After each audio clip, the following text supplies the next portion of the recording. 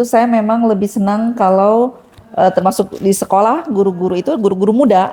Pertama memang kelebihan mereka itu bisa diajak lari. Inovasinya banyak, kreativitasnya juga tinggi. Tapi daya banting mereka kurang. Nah, cuma memang mentalnya itu harus betul-betul dikawal terus gitu kan. Jadi ojol itu secara definisi textbook itu kerja tidak layak karena keamanan dia tidak terjamin, keberlanjutannya. Jadi sektor ini bisa masuk yang level SD karena kan yang terbesar kan lulusan SD. Masih lulusan SD. Kan kalau dulu mungkin orang-orang yang jadi TKI itu orang-orang yang udah hopeless lah. Sekarang malah terbalik, anak-anak muda malah yang punya skill ya. Justru nggak tertampung ya. Ada trending kabur aja dulu. Tenaga-tenaga asing yang katanya datang ke Indonesia ini kan merambah pekerjaan-pekerjaan yang kasar juga. Sebenarnya bisa dikerjakan oleh orang kita. Orang Indonesia. Apakah kemudian tenaga kerja asing memiliki daya tarik? Wah, di Indonesia mungkin gajinya lebih tinggi daripada. Nah itu harus. Jadi judulnya rumput tetangga lebih hijau. Ya. Apakah pertumbuhan ekonomi ngomong kita akan investasi sekian apa? Saya ujungnya ke situ. Saya bilang yang kita bicarakan semua ini menciptakan lapangan kerja enggak? Bekerja keluarga, membantu saya usaha. Karena terkait nanti dengan PPN. Nah, terkait dengan PPN. Ini lebih tahu. Ya, betul. Kabur aja dulu, lalu apresiasinya tidak ada, tapi malah dihujat, berbilang ke sana. Itu kan kita merasa terzolimi.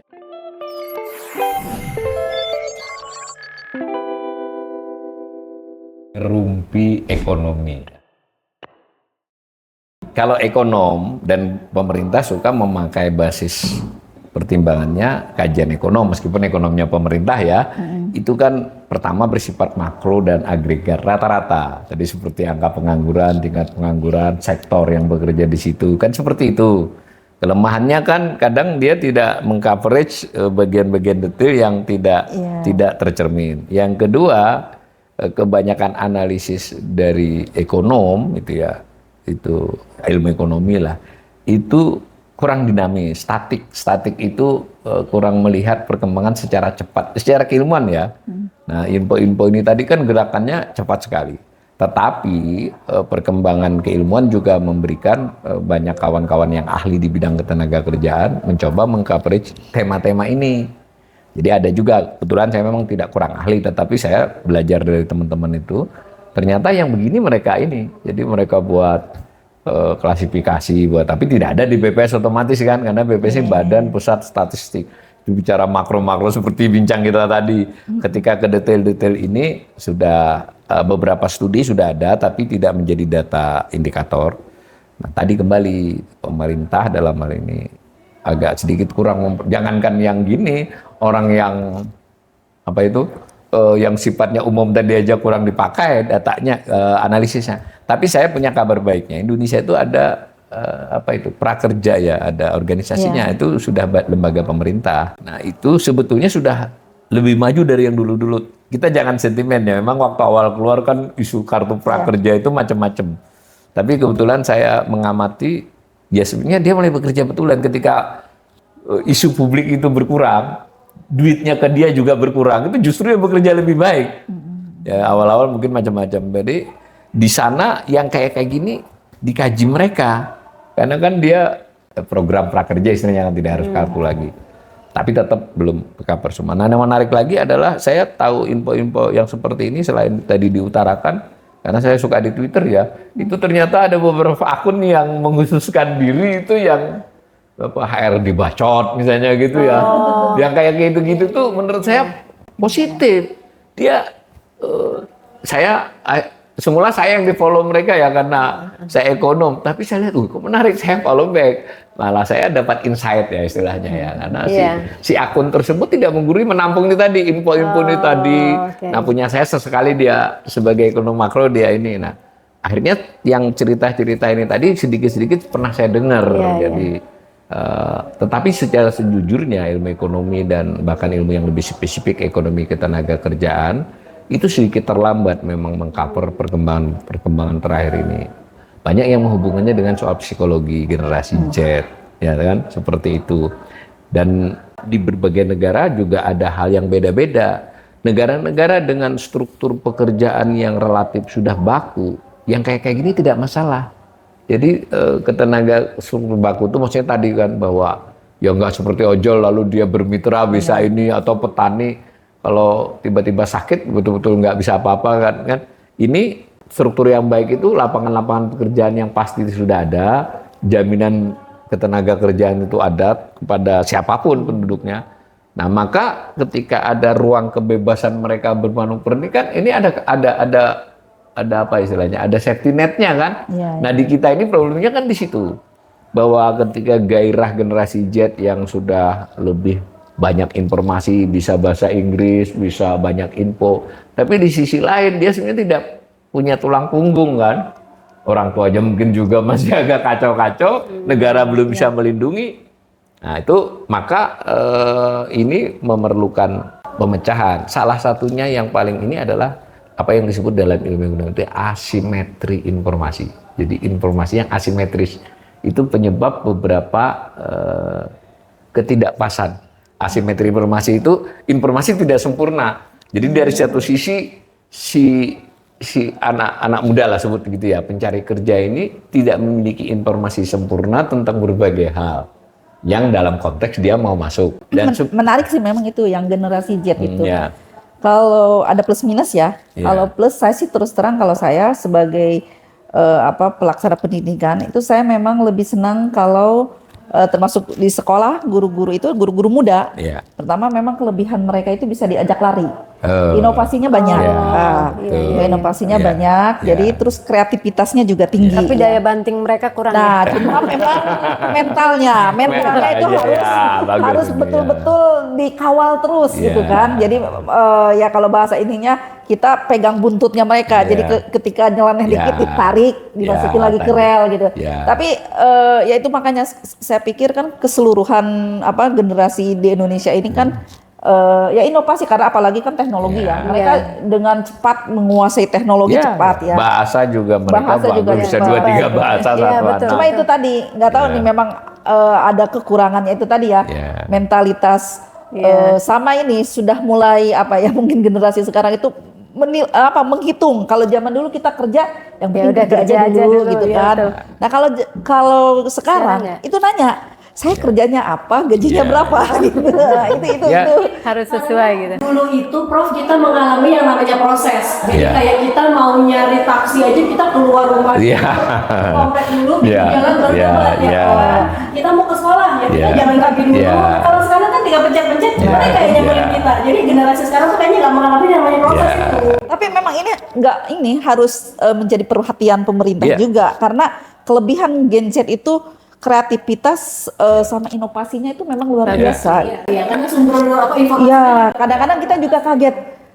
Misalnya kayak di sekolah aja misalnya, nanti tolong saya tinggal bentuk panitia misalnya. Itu mereka bergerak dengan sendirinya. Oh, tiba-tiba sudah ada video bagus misalnya tiba-tiba sudah terorganisir gitu kan. Bagus juga, cuma itu tadi ya. Memang harus betul-betul dikawal anak ya. Lapangannya kan seperti itu. Nah, di sisi lain saya sebagai ekonom kan mencoba memahaminya secara makroekonomi. Kemudian juga saya mencoba memahami meskipun saya bukan pemerintah harusnya kebijakannya seperti apa. Nah, tadi saya ulangi satu masalah yang mengedepan adalah masih asimetri informasi. Asimetri informasi ini 3 pihak jadinya nih. Asimetri informasi si pencari kerja yang muda-muda ini terhadap lapangan-lapangan kerja yang tersedia dan seluk-beluknya, meskipun mereka bisa mengakses, tapi kan kadang terlalu kurang dalam gitu. Artinya dari pihak industri pekerjaan ini pun informasi yang mereka keluarkan dalam laman-laman itu harus diperbanyak. Nah, itu bisa diperintahkan oleh pemerintah, kewajiban untuk perusahaannya. Nah, yang kedua dari sisi si perusahaan ini sendiri tadi seperti yang dialami Bu Mumul. Jadi asimetri informasi di mana bukan perusahaan saja ya, perusahaan kah lembaga kah yang mencari pekerja ini sedikit lag kan dengan fakta perkembangan si pencari kerja ini. Nah yang ketiga, ini yang paling parah. Kalau ini masih bisa disuruh cepat belajar lah. Kalau diperbaiki di sini bolehlah kita ngerumpi ya. Sebetulnya itu sudah mulai kegambar ya. Medsos itu tidak selalu berarti negatif kan. Kita bisa mengarahkan anak-anak muda kita sendiri, ibu-ibu ya bolehlah sesekali hiburan. Tapi medsos itu ya bisa kita mengikuti Twitter kah atau Facebook kah atau YouTube kah untuk melihat info-info yang seperti ini. Nah, menurut saya masih bisa pencari kerja, lembaga dan usaha. Yang agak berat ini pemerintah, misinformasinya. Ini kan harus memahami kedua belah pihak ini. Nah, kalau dia membuat regulasi naikin UMP sekian itu buat saya sebetulnya menunjukkan pemerintah asimetri informasi, tidak memiliki informasi sempurna tentang fakta. Karena sebetulnya di beberapa kota itu kan ya lebih dari 6,5%. Di beberapa kota terlalu rendah. Ya artinya nggak bisa kebijakan generik itu. Saya ingin mengatakan itu kebijakan generik itu menunjukkan pemerintah asimetri informasi. Apalagi ke detail-detail tadi tuh. Nah, berujung kepada karena pemerintah yang menguasai kebijakan pendidikan, desain kebijakan pendidikan yang seperti apa yang menunjang kan, begitu kan, nah, semacam itu. Saya kira kalau mari kita, karena ngerumpi nggak boleh terlalu melihat yang negatif semua dari perbincangan ini. Oke, kita sampai pada salah satu kesimpulan, pengangguran kita itu masih masalah. Seolah-olah jumlahnya sih tidak banyak, tapi sebetulnya yang nggak beneran bekerjanya banyak kan gitu tadi. Itu bahkan dugaannya kita ini bisa 30-an% kalau kita tambahkan yang kerjanya kurang jamnya, yang cuma bantu-bantu doang, dan yang hasilnya nggak seberapa. Ojol itu secara definisi ya, bukan kita mau menghina ojol ini, untuk lihat. Tetapi secara definisi textbook itu kerja tidak layak karena keamanan dia tidak terjamin. Keberlanjutannya tadi Mbak Mumul soal keselamatannya, yang penting juga kalau dia sakit dia nggak kerja bagaimana. Berarti terus indikator layak nggak layaknya gimana Pak? Ada, jadi ada ALO ya, International Labour Organization itu mengeluarkan indikator secara umum 10 indikator, ada rinciannya. Indonesia meratifikasi, artinya meratifikasi itu pemerintah setuju dong dengan aturan pekerjaan layak itu. Dan BPS mengeluarkan baru bisa 8 dari 10 indikator itu. Artinya kan bisa dimonitor kan. Tapi so far menurut saya sebagai ekonom, sejauh ini ya jadi catatan saja, tidak menjadi pertimbangan utama pengambilan kebijakan. Tadi mungkin seperti kata Mbak Mumul, kalau bahasa popnya, apa pemerintah ini ngomong-ngomong ya satu dengan yang lain, kira-kira kan begitu. Ya artinya kan dan bahkan kalau lebih serius itu kan pusat dengan daerah kan, karena pada dasarnya kan daerah itu lebih langsung kan menghadapi. Ngomong-ngomong enggak gitu, Kementerian Ketenagakerjaan, Perindustrian, tanda petik yang ngomong-ngomong ini kan sangat serius. Ya tentu kita juga, saya sebagai ekonom tidak termasuk yang radikal ya. Ya tidak mau kita langsung bos begitu, enggak juga. Tapi kelihatan progresnya. Tadi soal SMK ada perbaikan desain. Soal tadi kita asimetri informasi harus lebih. Jadi di beberapa yang memang tidak bisa dilakukan oleh publik ya dilakukan. Misalnya organisasi punya pemerintah yang prakerja atau Kementerian Ketenagakerjaan. Tapi kita kan masuk ke lamannya Kementerian Tenaga Kementerian Perindustrian out of date semua kan. Harusnya di situ kan informasi kan dibangun di situ. Ya bisa outsourcing, banyak yang mau kok ngerjain itu dengan bayaran yang relatif terjangkau. Dari sisi informasi kepada para pekerja, di sisi lain juga perusahaan bisa ini. Dan ketika soal kita melihat positifnya generasi Z itu, kita juga melihat PR kan. Tadi desainnya pendidikan, kan nggak bisa dong ngumpulin mereka diceramahi. Desainnya kan bagaimana SMA, mulai SMP bahkan SMP, SMA, perkuliahan itu didesain memang ya sudah mengakomodasi ini generasi Z ini seperti ini. Dan seterusnya lah. Menurut saya soal pekerjaan ini kalau boleh dikatakan soal perekonomi yang nomor 1 di Indonesia. Itu yang orang kadang tidak disadari. Jadi bukan soal pertumbuhan ekonomi, bukan soal kita GDP-nya berapa, kita terkaya nomor 5 di dunia, kita buat, ya nggak apa-apa kritik-kritik sedikit ya, kita buat dan antara terbesar, itu ya bagus-bagus aja. Tetapi problem utama kita, jumlah penganggur 7,5 juta, yang benar-benar plek Mbak bekerja. Kalau ditambah-tambah yang bekerja setengah-setengah, ditambah yang bekerja tidak layak. Tadi Mbak Eva tadi sudah bilang, sebenarnya mereka ini lagi nyari-nyari juga sudah bekerja. Itu artinya sebetulnya mereka itu nggak puas dengan itu pekerja tidak layak namanya. Itu saya pernah ngitung-ngitung dari angka-angka indikator makro ya. Itu kita tuh sudah mencapai sekitar 35 sepertiga sebenarnya. Jadi orang yang di luar penganggurannya ya 35%. Artinya ini kan perkara yang sangat serius, dan ketika mau bicara kemiskinan kah, bicara ketimpangan kah, ujungnya kan di pekerjaan. Nah, di sisi lain juga kita memperoleh, nah karena ini kita ngerumpi ya, ada isu ojol, pinjol, kan ujungnya di pekerjaan juga kan. Ya kalau orang nggak punya pekerjaan, ngapain? Ya mau apa kan? Kalau sakit kan mau nggak mau dia ke pinjol. Nah begitu. Nah terus kalau ini nih Prof, ada fenomena menarik nih, kabur aja dulu. Nah itu tuh, itu dalam rangka mencari pekerjaan yang layak atau gimana Prof? Iya, Tapi ini gini loh Prof, maaf. Kita sambung semua. Ini pengalaman, saya punya anak saya fakultas akhir di ini akhir di fakultas kedokteran kebetulan. Terus dia aja kepikir gitu ya. Padahal kita tahu kan dokter di sini gajinya, orang pikir gajinya besar gitu. Padahal kalau kita teliti, kalau kita tanya-tanya gitu ya, baru keluar aja gajinya UMK gitu. UMK gitu. Dia jadi mikir gitu.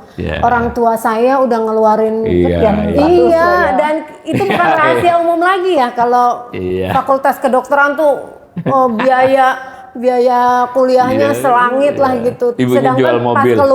Ibunya jual mobil. Pas keluar, kok gajinya cuma segini. Dia sampai kepikir, aku keluar pengen kerja di Australia aja Bun, gitu sampai kepikir kayak begitu. Relate ya dengan itu fenomena apa ini gitu. Ada apalagi ada trending kan kabur aja dulu gitu. Menurut Prof itu fenomena apa gitu? Saya seperti kira ini itu kok fenomena rasional. sayang banget ya gitu ya. Ya, ini banyak yang menggiring-giringnya seolah-olah itu fenomena politik. Oke, politik mungkin ada aspek itu, tapi kalau saya lebih realistis sebagai ekonomi, itu lebih fenomena ekonomi.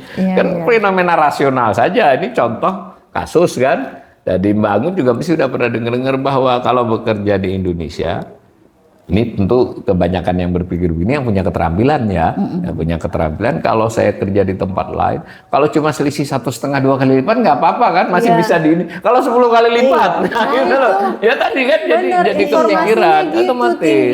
Ya gitu, belum lah itu baru gaji. Belum tadi kita kan sudah bilang tadi ada yang namanya konsep pekerjaan yang layak. Pekerjaan yang layak itu jam kerja, keselamatan kerja, keberlanjutan. Dialogis itu juga. Jadi pekerjaan layak itu mencakup di mana si pekerja bisa protes, bisa menyampaikan aspirasi, kan? Itu adalah 10 unsur. Artinya dunia ilmiah tuh sudah menemukan berbagai itu, ada angkanya. BPS juga coba-coba angkanya, tapi mungkin yang bukan ekonominya nggak pernah dengar kan, nggak pernah baca. Sayangnya kalau publik nggak baca nggak apa-apa, mestinya pengambil kebijakan kan baca gitu loh. Tapi tadi kembali ke pokok soal, jadi lebih ke fenomena ekonomi, fenomena politik kelihatannya memperburuknya kan, Nah ini kembali ke tadi asimetri informasi, yang si asimetri itu dia berarti kurang ya. Ada yang kelebihan informasi dalam hal ini si anak-anak muda yang skill, well educated, skillful, ini kan punya informasi luas. Kalau dulu dia terima aja, dia nggak tahu ada negeri yang apa. Bahkan kita nggak usah pikir jauh-jauh, bisa jadi dia pindahnya ke Brunei, ke Malaysia kan. Kalau ke Malaysia mah dia sama saja orang Jawa kerja di Jakarta. Jadi sisi wilayah nggak ada ini kan. Kerja di Singapura kan. Dan kalau ke Malaysia sudah lama ke Singapura ya. Tapi Singapura bagaimana kalau ke ya? Singapura agak sulit. Tapi bagaimana kalau sebentar lagi ke Vietnam, ke Thailand? Ketika Thailand dan Vietnam tumbuhnya lebih cepat dari kita, dia akan memerlukan dan bisa memberi hasil. Petaninya lebih makmur di sana kok.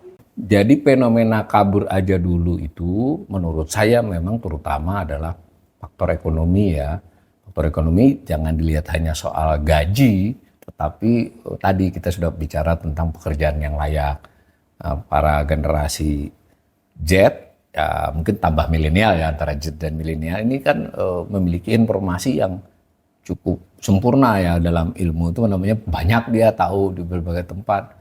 Nah sehingga dia bisa membandingkan tidak hanya soal upah, soal apa yang disebut dengan pekerjaan layak tadi di negara selain Indonesia, di beberapa negara itu jauh lebih baik.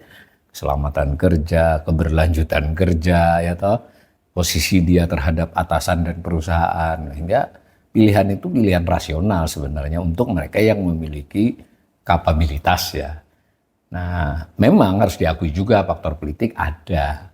Faktor politik itu kan tidak harus berarti kebencian terhadap pemerintah atau satu pihak ya, tapi kan terhadap fenomena. Nah, yang saya mendapatkan informasi ini karena kebetulan anak saya ada yang kerja di luar negeri, ada komunitas juga, kawan saya juga anaknya di luar negeri, sesama ekonom itu bicara, itu yang salah satu yang jauh sebelum tagar kabur aja ini rame dan terkait adalah soal orang dalam. Jadi mereka yang punya keterampilan yang sementara ini bekerja di luar negeri itu merasa dengan keterampilan kapasitas yang dia miliki, dia sulit karena tidak punya modal. Itu kan harus diakui, itu faktor sosial politik kan. Nah ini berjalin berkelindan ya. Tentu dipolitisasi ada. Dua belah pihak yang mempolitisasi, yang mungkin nggak suka dengan pemerintah menjadikannya isu politik bahwa ini tanda-tanda buruk. Buat pemerintah ini mau melemahkan kayak gitu, tapi mestinya pemerintah atau yang anti ini fakta saya kira gitu. Tapi menurut saya sebenarnya fenomena tenaga kerja asing itu Indonesia yang kerja di luar negeri dari dulu kan ya Prof ya.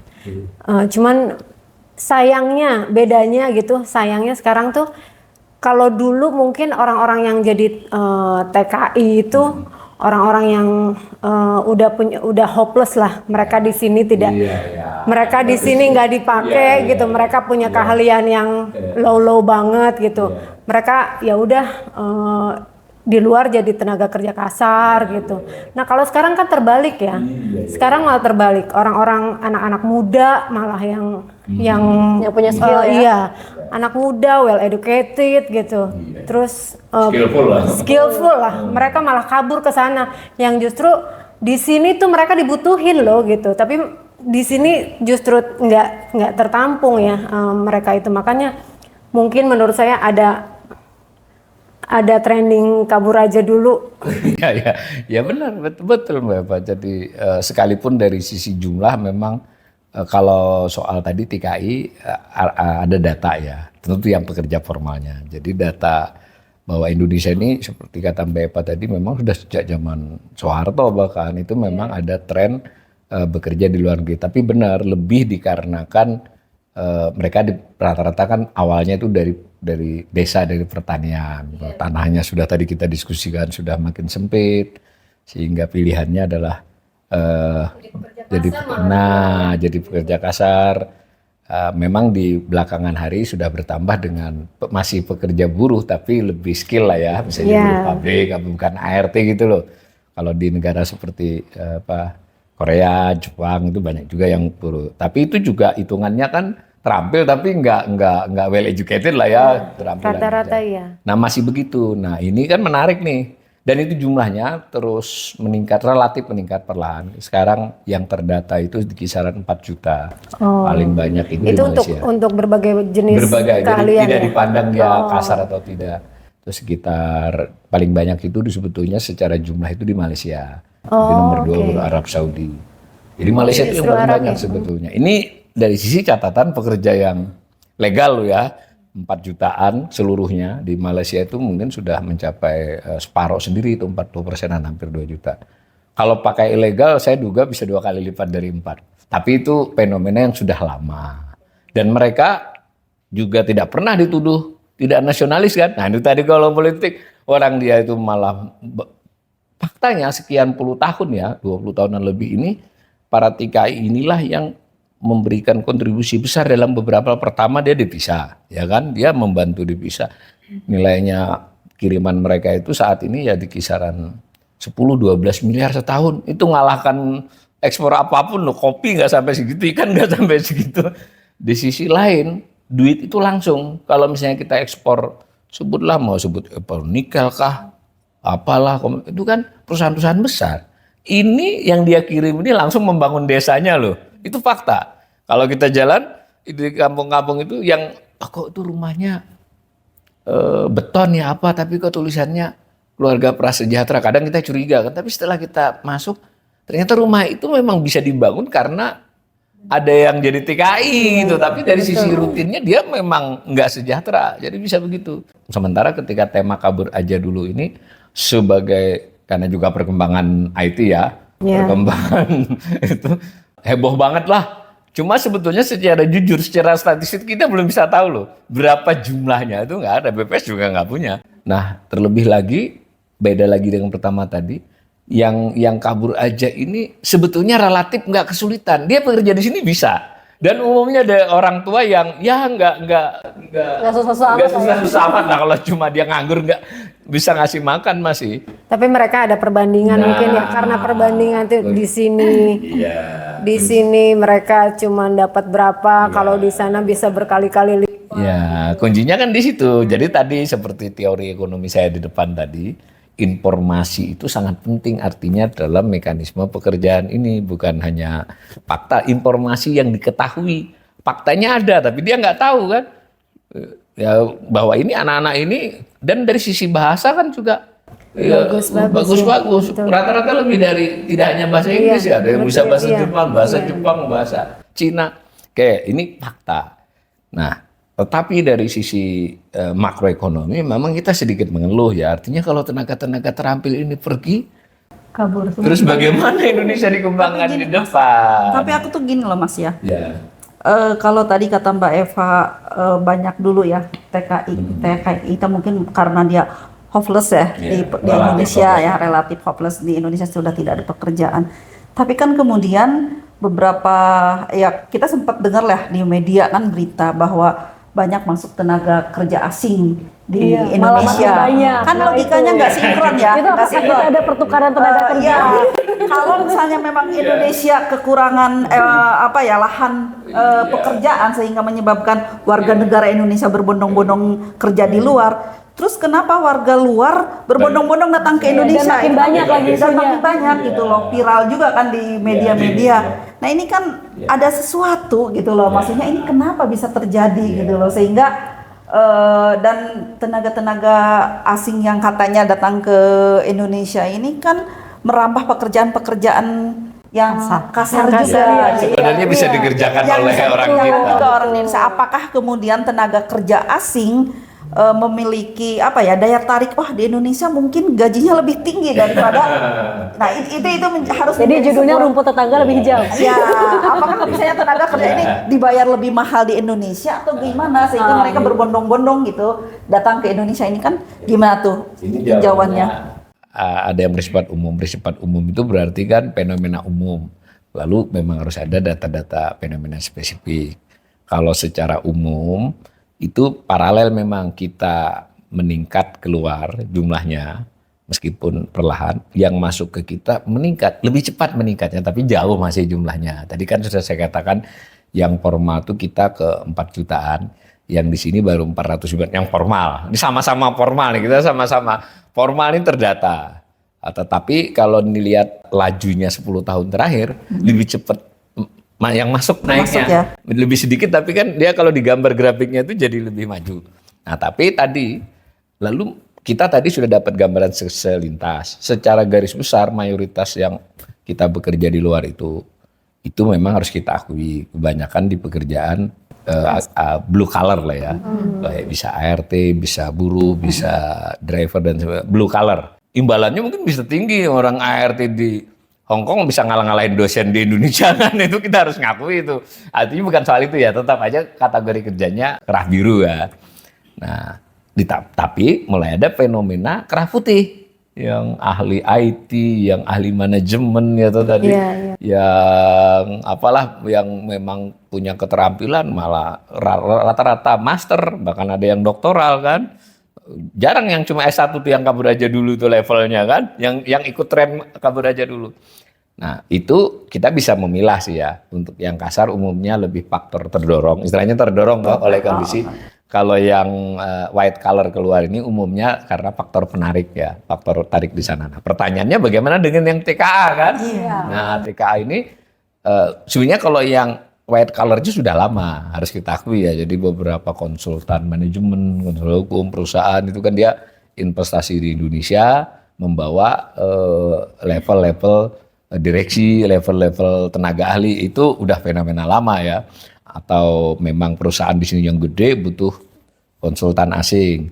Tapi viral di media bahwa dan viral itu tidak sekedar cuap-cuap ya, mereka punya foto, punya artinya emang ada kan.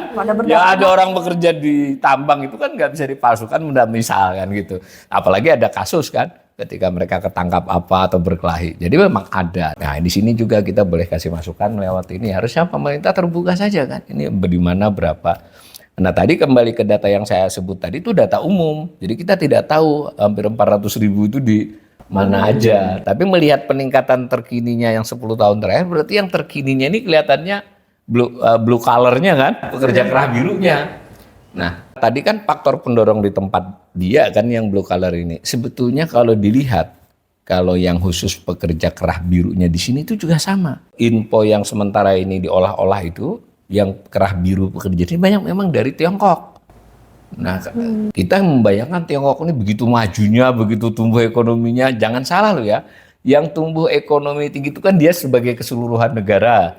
Dia pendapatan rata-ratanya naik sekian, negaranya bisa, itu kan kondisi perekonomiannya. Tetapi dengan penduduk lebih dari 1 miliar itu, yang susah kerja, yang miskin di sana itu juga masih banyak. Dan pemerintahnya juga punya masalah dengan itu. Jadi mirip dari sisi itu, ada faktor pendorong di sana untuk pergi keluar. Nah bedanya, ini kita kritik tapi sekaligus juga harus kita tiru Mbak Mumun. Jadi pemerintah Cina ini aware gitu loh. Langsung. Nah kita ini tadi yang pekerja kerah biru kita yang udah sejak zaman Soeharto pergi TKI itu, ya sedikit sekali lah perhatian pemerintah, ada lembaga-lembaga tapi itu malah kebanyakan kadang memperberat justru buat. Nah di sana itu pemerintahnya, terutama kita ambil kasus Cina, dia kan apalagi beberapa perusahaan dia yang keluar itu kan BUMN. Nah jadi dia dititipi gitu loh soal semacam itu. Jadi ini di sana mau pergi karena memang di sana juga sudah mulai tidak ekonomi tumbuh tapi jumlah penduduk banyak, pekerjaan yang layak juga berkurang. Ini dibawa, ada faktor pendorong, tetapi ada kesempatan karena dia bisa investasi. Karena dia punya duit kan, dia investasi di Indonesia, nah dia bisa bawa kan. Nah disinilah peran negara. Mestinya dalam kasus-kasus lama itu perjanjiannya kan bisa dia tidak boleh bawa pekerja yang level ini kan. Nah tetapi kita tidak, itu yang saya bilang keterbukaan. Mestinya setiap kontrak-kontrak perusahaan besar atau apa itu kan dalam konteks tertentu dia harus. Nah tadi kita tidak penting ingat, kita bicara serikat buruh. Serikat buruh itu kan tidak harus di serikat buruh di perusahaan itu. Serikat buruh terkait kan, merasa tersaingi kan dia berhak tuh menanyakan. Nah misal ini membawa pekerja tambang kan ada juga buruh pekerja tambang yang tidak di perusahaan itu. Mestinya kalau ada ya kan bisa dia. Atau si perusahaan tambang yang lain itu kan bersaing, dia bisa, tapi memang iklim itu belum kuat ya. Tapi prinsipnya tadi benar Mbak Mumul, sebenarnya dia ada faktor pendorong juga dari sana. Tetapi kelebihannya ada yang bawa. Nah makanya kan kita tidak melihat tenaga kerja asing di Indonesia itu jadi ART kan. Adanya di perkebunan, di pabrik, nah semacam itu. Kalau yang menurut saya skillful, yang ahli itu memang ya mestinya ya itu hukum alam ya, karena biar dia justru mempelajari. Nah menariknya lagi, tidak hanya jumlah orang, saya kan ada data yang namanya remitansi. Tadi kan sudah saya katakan, TKI mau kabur aja dulu, mau bekerja beneran itu kan ngirim. Mayoritas remitansi toh. Terus ada juga yang sifatnya langsung, jadi remitansi itu kayak ngendap ya baru dikirim. Kalau yang langsung itu kan seketika dibayarkan, apapun ini digabungkan. Itu yang Indonesia itu masih naik sih, tapi perlahan. Saya ulangi ya, naik perlahan. Jadi totalnya di kisaran 12 miliar di 2024. Nah yang asing keluar ini totalnya baru sekitar 4 atau 5, tapi dulunya hanya 1 miliar 10 tahun yang lalu. Jadi ini kan naiknya. Berarti meningkat. Artinya kan kecurigaan tadi, mereka dibayar cukup baik berarti kan. Iya. Artinya kalau lanjut lagi, peran di sini kan peran perjanjian antar negara di situ kan menentukan sekali kan. Nah itu memang agak sensitif ya. Tapi menurut saya Bahkan kalau kita kan ngerumpi ya, terserah kalau mau pemerintah daerah bisa berperan loh sebenarnya. Saya ulangi bahwa kita ini kadang ngomong pemerintah, bayangannya presiden dan menteri, kita harus mulai terbiasa kalau ngerumpi begini. Kalau pemerintah itu ya bupati, wali kota ya. Kalau negara itu ada DPRD, ada ini kan semacam itu. Nah itu sebetulnya kan bisa. Dan bisa juga suara-suara seperti ini bisa menjadikan bahan untuk kita bersama-sama di luar pekerjaan rutinnya bisa ikut asosiasi apa, NGO apa sebagai volunteer kan. Karena menurut saya nasib bangsa ini ditentukan oleh kepedulian kita semua satu dengan yang lain. Kalau kita pada pergi keluar digantikan orang lain di sini, padahal kita bisa ngerjakan di sini kalau negara mau melindungi, itu kan sayang sekali. Dan tadi tenaga terampil kita malah pergi keluar bukannya bekerja di sini, bukan karena dia nggak mau, karena tadi bayarannya, jaminannya dan sebagainya, bukan hanya itu, bahkan dia mau masuk juga susah, ordal istilahnya tadi kan. Saya kira ini masalah kita ke depan dalam hal ini penting. Makanya saya termasuk ekonom yang entah dalam kesempatan apa kalau ngobrol diskusi kami ya ber-FGD itu saya belok ke situ aja, terus ngomong pertumbuhan ekonomi, ngomong kita akan investasi sekian apa, saya ujungnya ke situ. Saya bilang yang kita bicarakan semua ini menciptakan lapangan kerja enggak? Memperbaiki pekerjaan enggak? Menciptakan lapangan itu bukan berarti hanya yang nganggur. Yang sudah kerja tadi kan sudah kata Mbak Eva tadi kan ini banyak yang nyari-nyari.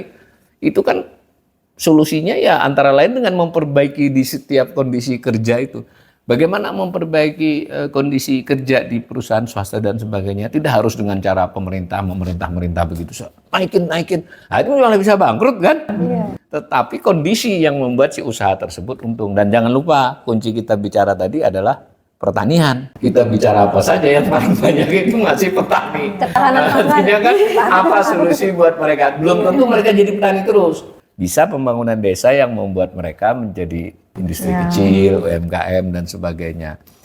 Peran emak-emak juga, saya ini saran, kan emak-emak ini kan kalau yang sudah, ya mohon maaf misalnya sedikit sudah bisa melebihi kebutuhan pokok itu kan nggak ada salahnya kerja sosial. Tapi jangan bayangkan kerja sosial yang selalu ada bencana kita urunan, ada yang kelapa. Enggak juga. Kita bisa urunan untuk tadi saya sudah katakan salah satu faktor adalah faktor informasi. Jadi bantuan kepada orang desa, anak-anak muda desa itu tidak mesti berupa pekerjaan atau uang, tapi memudahkan mereka memperoleh informasi.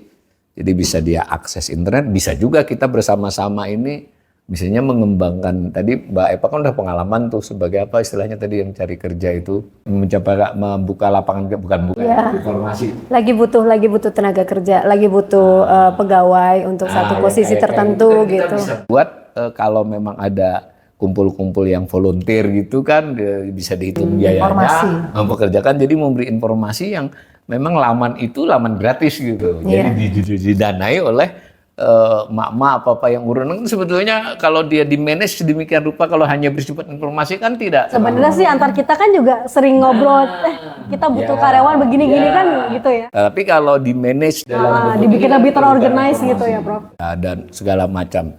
Saya kira saya masih melihat masa depan Indonesia ini masih ada untuk kesempatan untuk memperbaiki. Tapi sejujurnya saya sebagai ekonom ingin mengatakan 10 tahun terakhir ini kondisi ketenaga kerjaan kita secara umum memburuk.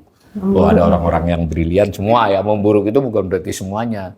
Orang-orang tertentu bisa, tapi kita kan inginnya nggak hanya orang-orang tertentu, tapi seluruh rakyat Indonesia membaik. Nah, Prof, ini saya juga pengen tahu nih, apakah benar sih orang-orang yang nganggur nih lebih banyak laki-laki dibandingkan perempuan? Karena perempuan itu lebih fleksibel untuk mengerjakan banyak hal, sementara laki-laki agak-agak susah gitu. Itu benar nggak sih, Prof? Multitasking. Jadi kalau sepintas itu artinya jangan pakai data ekonomi makro ya, tapi kita bertetangga, berkeluarga ini kan banyak perempuan yang nganggur kesannya.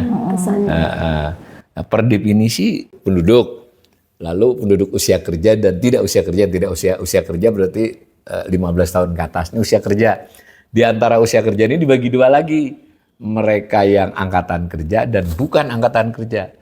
Definisi sederhananya yang namanya bukan angkatan kerja ini memang nggak cari kerja.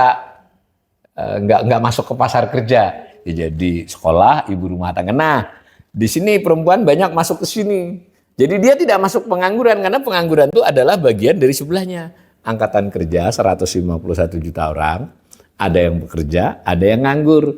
Kan berarti yang masuk kelompok sini tadi karena di atasnya pembagiannya ini nggak masuk ini, dan ini mungkin kalau bisa jadi sekitar 40 juta, kan 60 juta totalnya. Surveinya BPS ini namanya Sakernas ya. Itu unit yang disurvei itu keluarga, jadi bukan orang. Nah, kan otomatis si orang ini menjawab nih, ditanyain di ini ada berapa keluarga, usia berapa, ini berapa. Nah misalnya yang disurvei saya nih, karena saya pernah. Ini tadi sudah tiga-tiganya belum pernah jadi sampel survei, belum pernah juga Mbak Dila. Itu random sih. Random 300.000 dari keluarga dari 65 juta keluarga kan, di Indonesia kan 65 juta keluarga, jangan jumlah penduduknya ya. Ya, yang diambil 300.000 itu kan benar-benar acak. Nggak tahu entah didengar atau enggak, sekitar 2 tahun yang lalu saya kena sampel didatangi. Sebenarnya dia datang sehari atau 2 harinya sebelumnya, tapi kata istri saya, nah Bapak yang istri saya kan juga, biar aja dikerjain apa, bukan saya mau ngerjain kan. Tapi tadi bagus, saya pengen tahu di lapangan, bener ternyata kan ditanya gitu.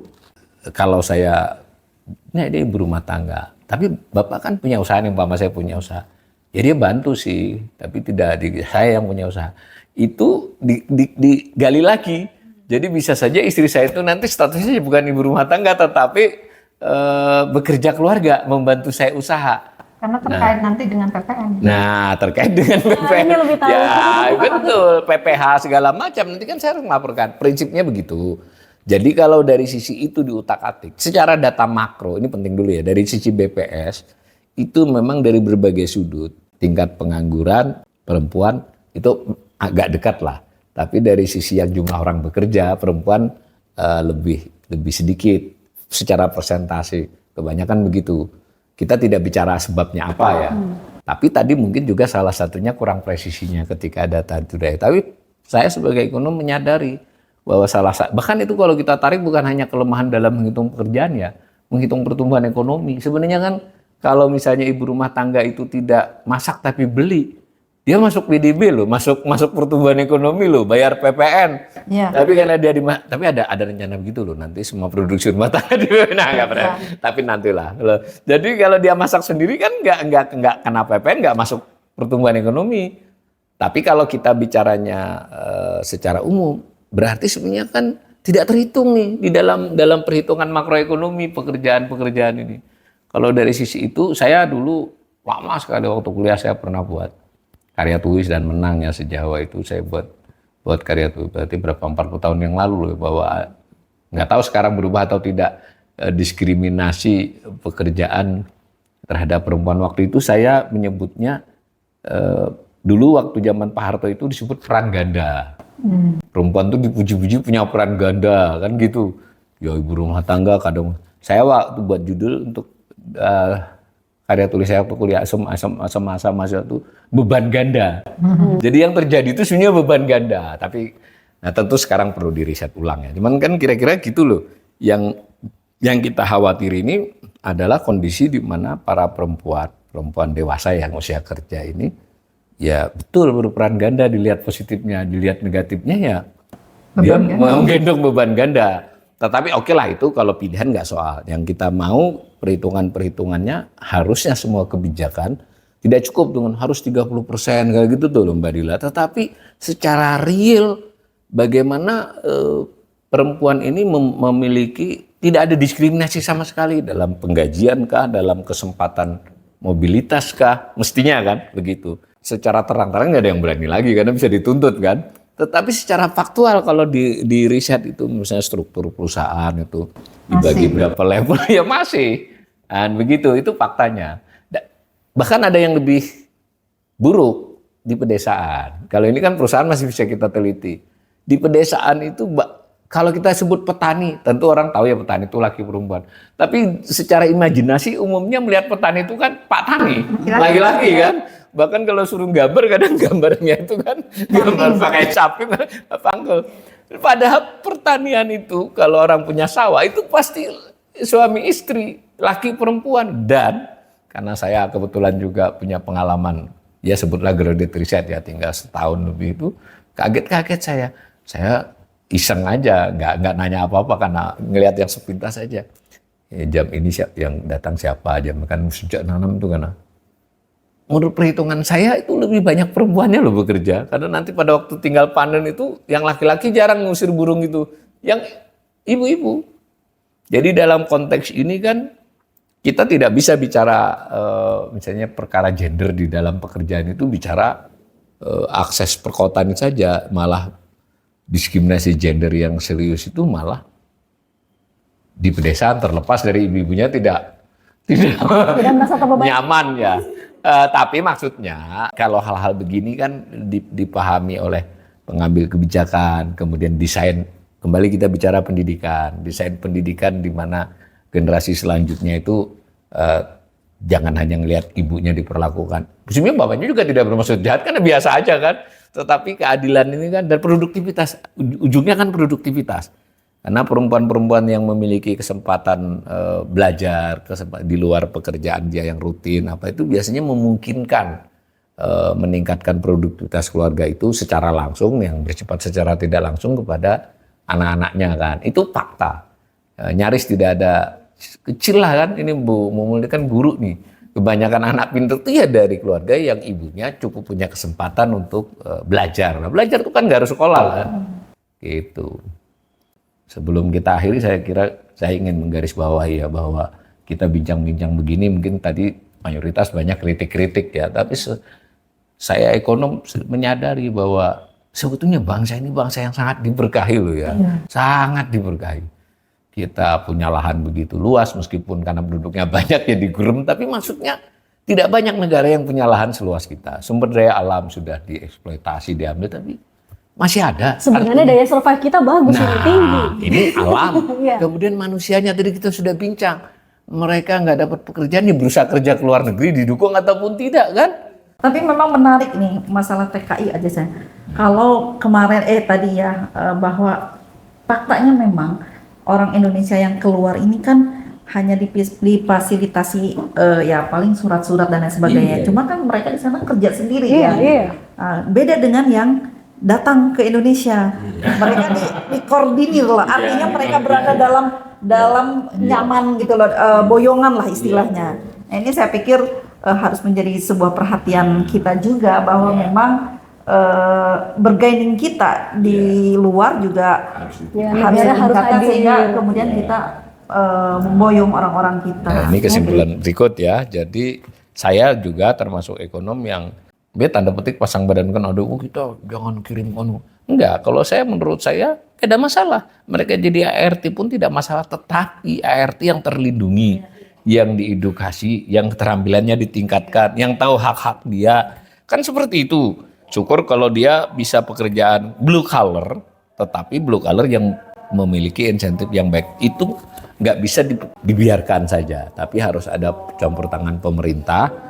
Dan kalau pemerintah juga mau ya bisa berkolaborasi dengan kita masyarakat sipil kan. Tadi karena ini kemajuan IT loh. Apa sih sulitnya memastikan siapapun penduduk Indonesia yang di luar negeri bekerja tercatat, bahwa legal tidak legal itu kan soal lain loh ya. Ya kan, bahwa dia diketahui. Jadi kalau dia mengadu, ini kan ngeri dia mau ngadu saya di sini bekerjanya ilegal. Database-nya itu. Database-nya Mbak ini. Nah, ini Mbak Dila ini bekerja di bidang hukum. Jadi saya kira perlindungan hukum itu kan memang hak setiap warga negara. Jangan melihat karena dia berangkatnya ilegal lalu dia tidak memperoleh perlindungan. Ini kan mengapa mereka berangkat ilegal juga bisa diselidiki. Harusnya nggak perlu ada yang ilegal kan. Kalau nggak berbayar nggak mungkin. Jadi memang hal yang sifatnya non ilegal diselesaikan dengan legal, bukan hal yang lain. Bukan gitu. hal lain dan ya pelan-pelan diperbaiki kan. Nah, itu saya kira mudah-mudahan ini bisa membuka kita semua juga para pemirsa ya bahwa salah satu masalah yang harus dan akan terus berlangsung adalah soal kita bagaimana menciptakan pekerjaan yang layak buat seluruh rakyat Indonesia.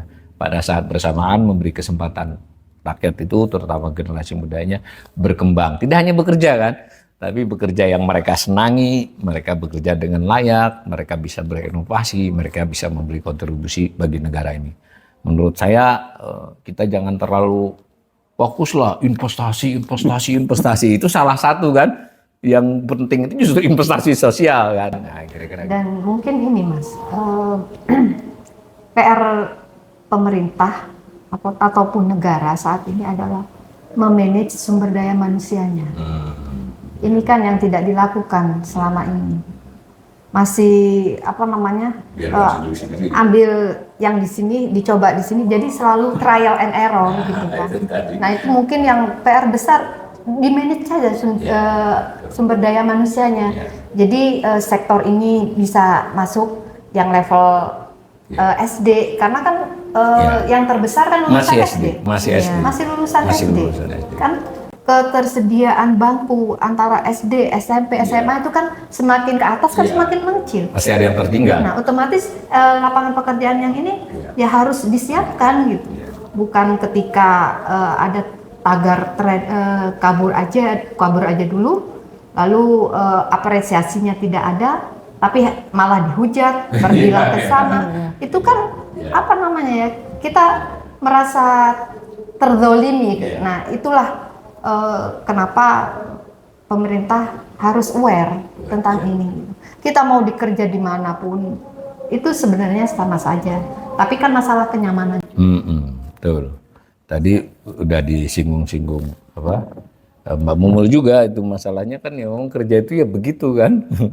Jadi saya kira kita tahu ya. Tadi Mbak Mumul tuh sempat ngomong, Pak, pemerintah tuh nggak omong-omong satu dengan yang lain.